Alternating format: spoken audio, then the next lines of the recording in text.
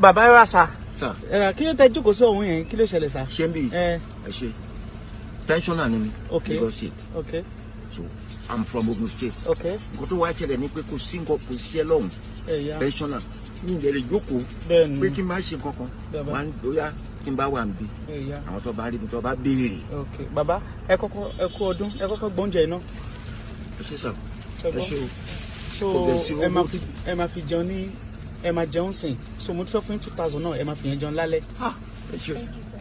Bàbá ẹ má ké bàbá. Ẹ má ké ẹ má wọrí bàbá ṣe. Ẹ bá rí mi bí. No, mo first time máa ń rí rè. Allah akiba. Ẹ má bínú bàbá. Bàbá ẹ má bínú ẹ má ké ṣe gbọ́. Ẹ má ké ẹ má wọrí bàbá ṣe. Ẹ bá rí mi bí. No, mo first time máa ń rí rè. Allah akiba. Ẹ má bínú bàbá. Bàbá ẹ má bínú ẹ má ké ṣe gbọ́. Ẹ má ké bàbá ẹ pẹ̀lẹ́.